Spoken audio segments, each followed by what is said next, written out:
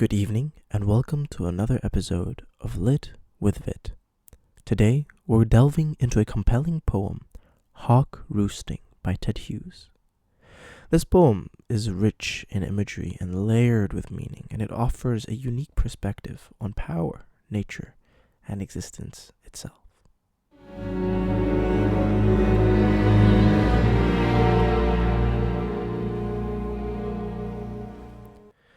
Now, let's begin by talking a little bit about the poet himself, Ted Hughes. Now, Ted Hughes was born in 1930 and is one of the most celebrated poets of the 20th century. His work often grapples with themes of nature, mythology, and the primal instincts that govern life. Hughes' poetry is also known for its vivid imagery and a deep exploration of the animal world, often reflecting human emotions and experiences. Now, Hawk Roosting is from his 1960 collection Hawk in the Rain, which presents the hawk's perspective on life, power, and mortality. The poem acts as a vehicle for Hughes to explore the relationship between humanity and nature, using the hawk as a symbol of raw, unfiltered instinct.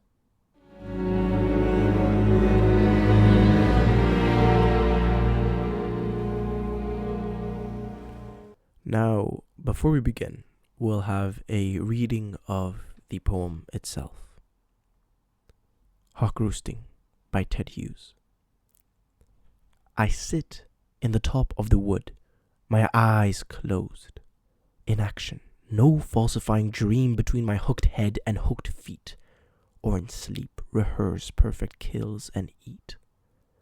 The convenience of the high trees, the air's buoyancy and the sun's ray are of advantage to me, and the earth's face upward for my inspection. My feet are locked upon the rough bark. It took the whole of creation to produce my foot, my each feather. Now I hold creation in my foot. Or fly up and revolve it all slowly. I kill where I please because it is all mine. There is no sophistry in my body. My manners are tearing off heads. The allotment of death. For the one path of my flight is direct through the bones of the living. No arguments assert my right. The sun is behind me. Nothing has changed since I began. My eye has permitted no change. I am going to keep things like this.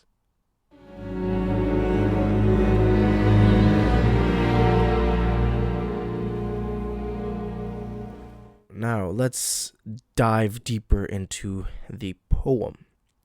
So it opens up with the hawk perched at the top of the wood, a tree, and it opens with, I sit in the top of the wood, my eyes closed. Now, this line establishes the hawk's dominance and tranquility at the same time, because the closed eyes, they evoke a sense of self-satisfaction, suggesting that the hawk isn't just a creature of pure instinct, but also it's almost like a ruler of its own domain, right? So this choice of perspective immediately immerses the reader in the hawk's world. We get the feeling that we are the hawk, because it's in the first person, right? I sit in the top of the wood, my eyes closed, right? It's very arrogant, it's very authoritarian. Now, as the poem progresses, we encounter other powerful assertions from the hawk, like, I create my own style. Here, Hughes employs assertive diction to convey the hawk's confidence and individuality. And this specific line illustrates the theme of autonomy, a creature that defines its existence through its actions. So the hawk is showing its autonomy through the fact that it's almost separating itself from the rest of nature, saying that it creates its own style. So the hawk's voice is one of authority and self-definition, which contrasts sharply with human tendencies to seek validation and meaning externally. Because as humans, we are obviously herd animals, right? And we live in communities, we have established a society, and this has prompted us to seek validation and approval from said society, right? You need someone else to tell you, to give you praise to feel good. Oh, of course, there are people who can feel good about themselves, and we all have that to some extent, but we do feel good every time someone gives us a compliment. And oftentimes we do things for the people expecting that they give us praise or they thank us, right? This is all part of what humans do to seek validation. Now, Hughes uses imagery and metaphor masterfully throughout the poem, and it evokes a strong sensory response, right? You've got the hawk's view of life as stark and unyielding, especially when it states the allotment of death. Now, this line is quite something. It's 4 words in total in one line, but it packs a massive punch when you're reading the poem, right? The allotment of death. This phrase is super heavy with meaning, and it suggests that death is not only inevitable, but also a vital part of the natural order. Because with life, there needs to be death.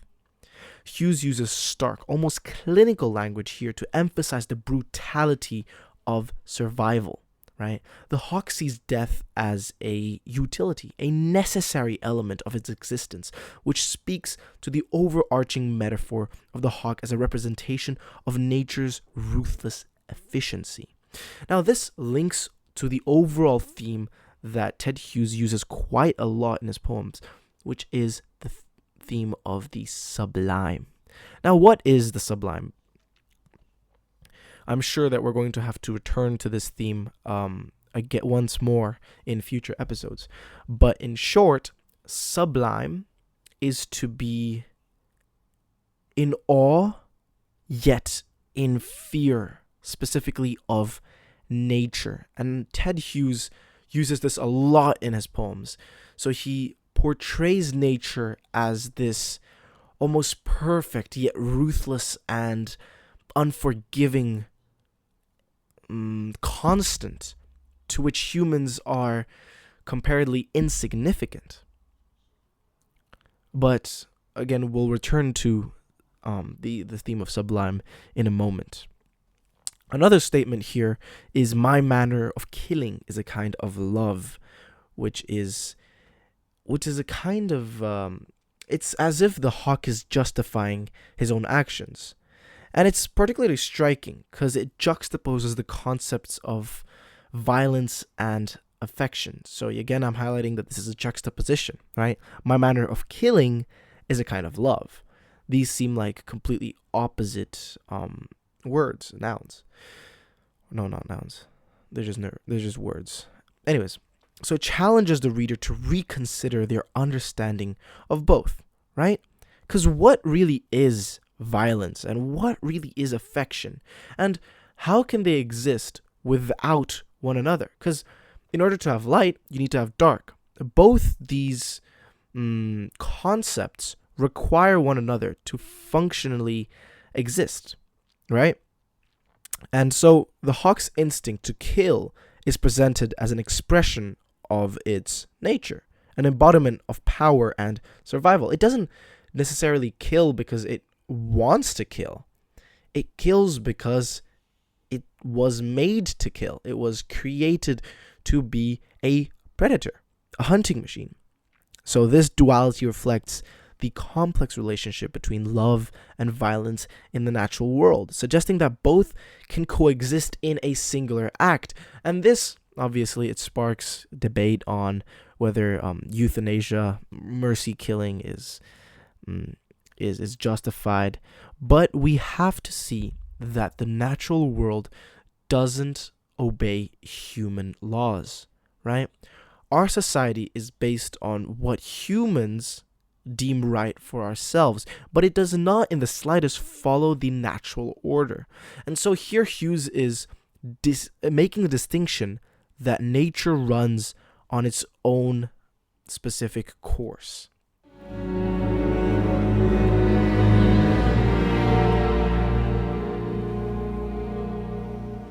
Okay, now let us take a look at symbolism in hawk roosting, right? So the hawk itself is a powerful symbol in the poem, right? It represents power, instinct, and the unyielding forces of nature. By embodying the hawk, Hughes explores themes of, again, dominance and survival, right? So the hawk's predatory nature, it symbolizes the harsh realities of the natural world, where power dynamics play a crucial role in existence. Again, it's all leading to the massive overarching theme of the sublime, right? So let's go back to the line that I mentioned at the beginning. I sit in the top of the wood, my eyes closed, right? So the tree becomes a symbol of authority and freedom at the same time, right? It's a paradox, but somehow it can be interpreted as both. The hawk's elevated position suggests a commanding presence. Obviously, it's once you see someone elevated above the rest, it automatically conveys a sense of either dominance or power, right? So the eyes closed, it implies a sense of mastery over its domain. I already mentioned this once. So this duality in symbolism conveys both tranquility and dominance, right? So it's all about the complexities of power. Right? It doesn't exist in one singular dimension. It always comes as a multi-dimensional existence, right? But that begs the further discussion on what really is power. But we'll save that for another episode. Anyhow, let's move on to personification. Hughes gives the hawk a lot of human-like qualities, allowing readers to connect with its thoughts and feelings. So the hawk's voice is assertive and confident, which enhances the poem's exploration of power. For example, when the hawk says, again, I create my own style, it reflects a sense of self-awareness, right? By attributing these human traits to the hawk, Hughes is blurring the line between human and animal, encouraging us to consider our own instincts and our behaviors. So the line, again, my manner of killing is a kind of love, it's another excellent example of personification. Here Hughes transforms the act of hunting into an expression of affection. And it challenges us, right? Again, I've mentioned this already. Violence and love is a kind of duality which exists in nature and within ourselves, because in the end, humans are still part of nature, whether we like it or not. And yes, this is there. It's an argument to have whether humans are animals or not. And I have been in disagreement with another guest on my podcast, Shoelace, and we've had this disagreement for a long time.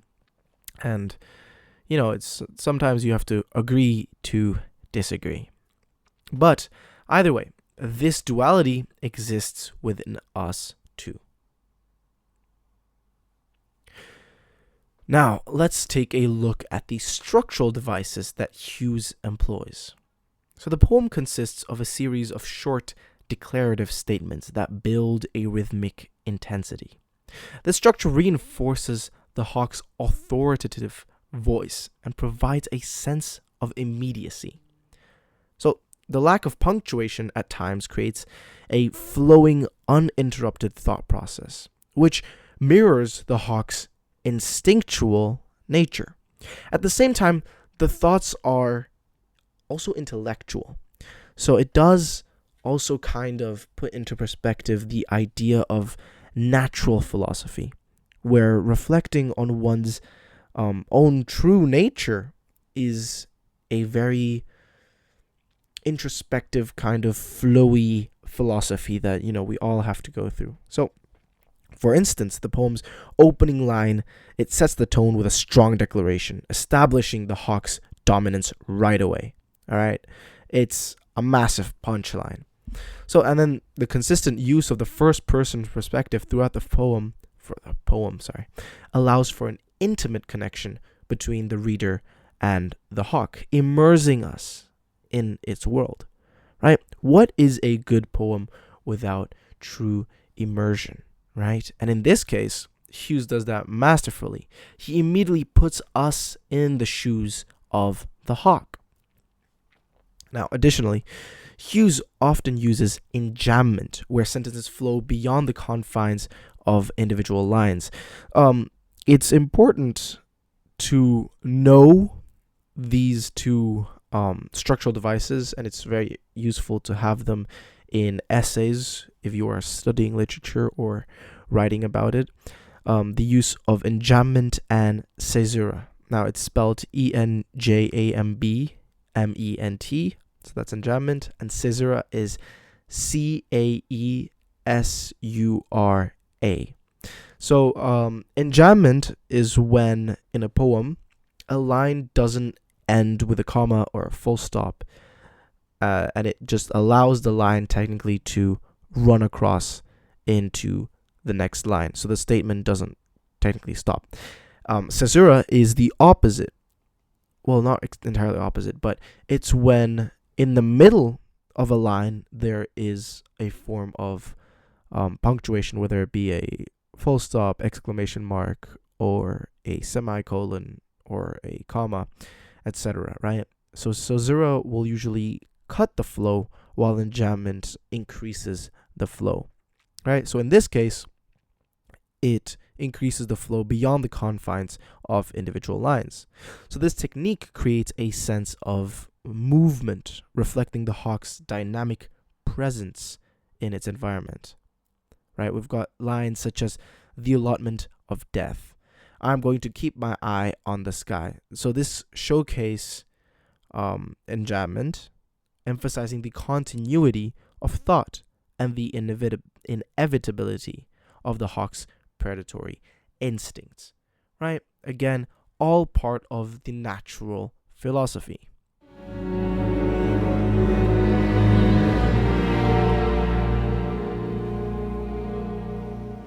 All right, now let's take a look at the themes. So, one of the central themes of hawk roosting, other than, of course, sublime, is the exploration of power, right? So the hawk embodies unrestrained authority, embracing its instincts without hesitation. Hughes invites us to confront the darker aspects of existence, forcing us to acknowledge that power often comes with violence. But again, we will save the discussion on what is power and how power works in a separate episode. So as we reflect on the poem, we see that the hawk is not just a creature, but a representation of the primal instincts that lie within all of us. It challenges us to consider our own nature and the ways we assert ourselves in the world, right? Is it justified to focus on amassing individual power, perchance for a greater good, but at the cost of the minor good, right? Do the ends justify the means? Of course, it also provides another perspective on ambition, whether it's okay to pursue such power, and whether or not it's okay to use this power when we are given it. Because in the end, power cannot just be responsibility, right? They exist side by side, yes, like the quote from Spider-Man, with great power comes great responsibility. But at the same time, power in itself has power.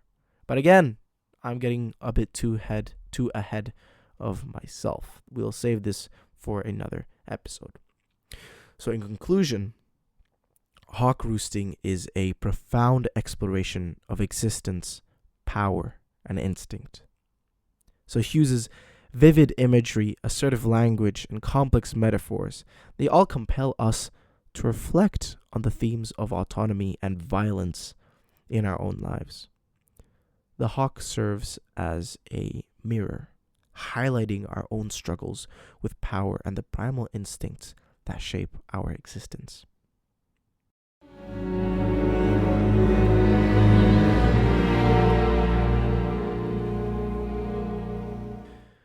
Ladies and gentlemen, Thank you for joining me on this journey through Ted Hughes's Hawk Roosting. I hope that today's discussion has inspired you to reflect on the themes of power and instinct in your own life. Join me next time as we continue to explore the depths of literature.